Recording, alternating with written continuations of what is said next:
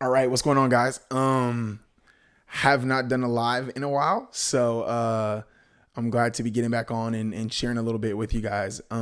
But I really wanted to dive into a really cool study that's out right now, and I think it was just released on the 22nd of July, and the study is about type 2 diabetes. So basically, this study is showing that when using a plant-based diet, it was research that dug into using a plant-based diet and the benefits that it could have on type 2 diabetes. Now, if you don't know, this information has been out for a while, but again, as the studies amass, you get more and more really amazing sources, and it just compiles and compiles, and it's just kind of something that then can't be ignored, right?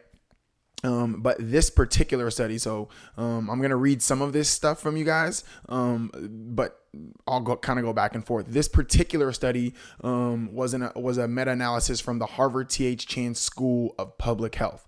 Okay, so basically, researchers found that by sticking to a plant-based diet, by adhering to a plant-based diet overall, predominantly 23% of the people saw they saw changes. They saw drastic results in comparison to where they were before. Now, I kind of need to preface something because there are a lot of stuff that comes in when it comes to these studies. Something that you should understand is that they make reference to this article, which is on the Harvard Gazette. They make reference in this article to that this is a healthy plant-based diet. So this is consuming foods that are considered to be healthy, not like all of the foods that you would enjoy at like a veg fest or something, which those are treat foods, and when those are done in the right amounts and under controlled circumstances, the 80-20 rule is something I'll always lead to. 80% of the time sticking to the healthier stuff, and 20% of the time and enjoy yourself. But the foods that we're talking about are, and I'll read you guys this part. One part. It says overall, these data highlighted the importance of adhering to plant-based diets to achieve or maintain good health. And people should choose fresh fruits, vegetables, whole grains. They do reference tofu and other healthy plant foods as a cornerstone of such diets. All right, that's said by senior author Kui Sun, associate professor of the Department of Nutrition. So the what I really want to get across is that this information is out there, and we're seeing some awesome studies that are kind of proving these things that have been talked about for a long time.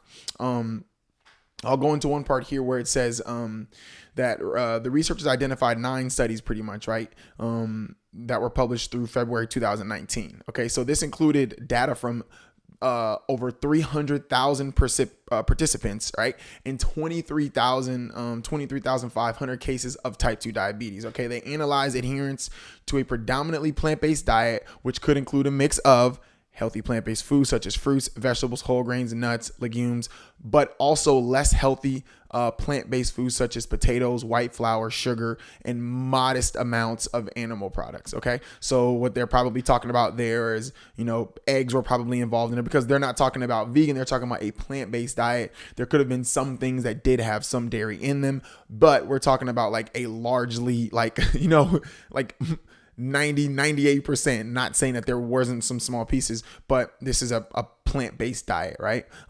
Taking meat out of the equation. So I just think it's something for you guys to go out there and just continue like digging into, continue gaining information on, because it's crazy. It was seen as crazy, right? Plant-based diet was seen as insane, but it's seen as a lot less insane now, the more that the actual data comes out.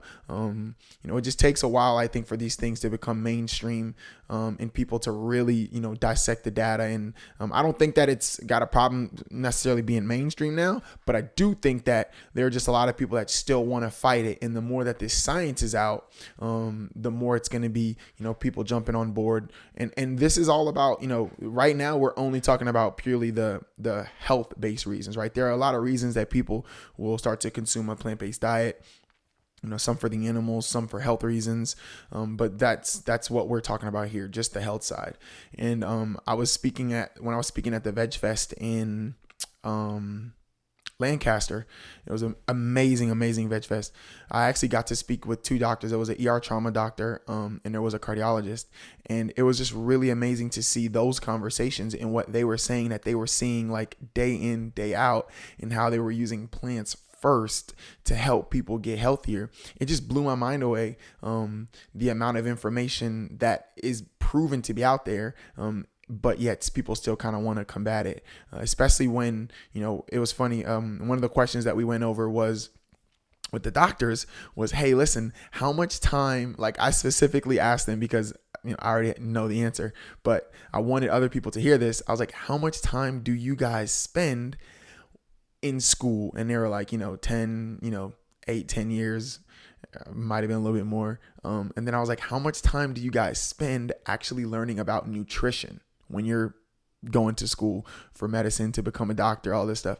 And they were like, literally a cardiologist, all right, and an ER trauma physician, they're like less than 1% of the time they spent actually diving into nutrition and understanding foods and the abilities of foods to hurt or harm us.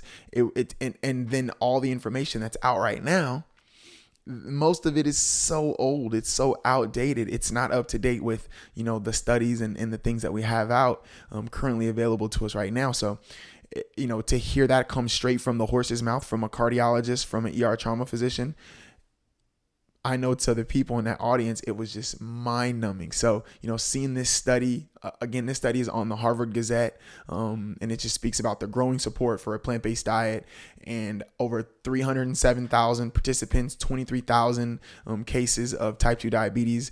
And basically they're finding that a plant-based diet, a healthy plant-based diet, is showing 23% reduction in those symptoms. So it's something to dig into, especially with diabetes affecting so many people. I think that it's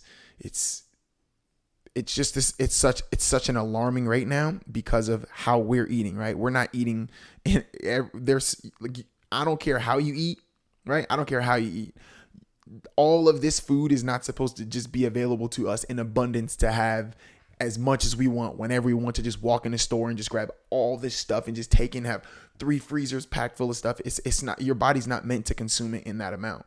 So again, this isn't, if you're here, you might just be here for my fitness stuff. That's cool. Maybe you don't give a shit about the vegan stuff. That's awesome. It saved my life, and that's why I share information about it. But either way, if you've got someone that's close to you, maybe it's you, maybe it's a family member who is touched by type 2 diabetes, I would strongly suggest that you dig more into the information that surrounds type 2 diabetes and plant-based diet. So I hope that you guys pulled something from this. I'm sorry I haven't been doing as many lives lately. I promise that I'll be doing more. We got a lot of stuff that I've been working on. You guys will see that stuff coming out here soon. We have about 30 episodes of the podcast that we're going to be dropping. I know you guys see me recording them. You're like, man, where are these things? Just, working so many projects and being the way I am, I can get sidetracked a little bit. So the Vegan Transition Podcast is up on iTunes, and it is on Spotify. We've got our main episode up there, but like I said, there's literally like 30 episodes that are coming behind that. And then there's the Success Bias podcast for those of you that are more on the business side, motivational side. You guys are going to love that one. We have about another 30-40 episodes recorded, pre-recorded interviews and talks of that. So I hope that you guys will come and check it out. Tell me what you think. Help me to make it better.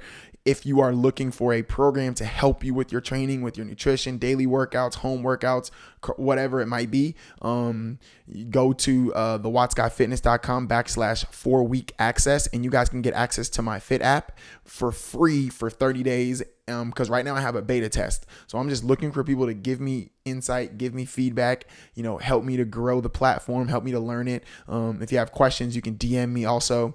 Just message actually on this, and I'll get right back to you if you have questions. But that comes with our plant-based meal plans. That's like my exact training, exactly what I eat, everything I do to be 240 pounds plant-based, and getting stronger and stronger and healthier the older I get. So hey guys, take it easy. Hope you guys enjoy this one. Remember, that article is at the Harvard Gazette, and it's really a great one. So later, guys.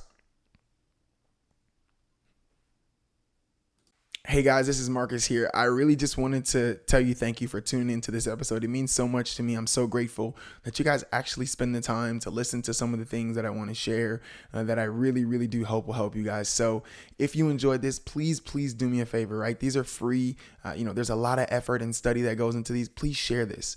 Share this with someone, send it to someone, tag someone in it, tell someone about it. Tell them to go and check it out. And of course, make sure that you subscribe to this and also click the notifications so that way you get alerted whenever there's a new episode.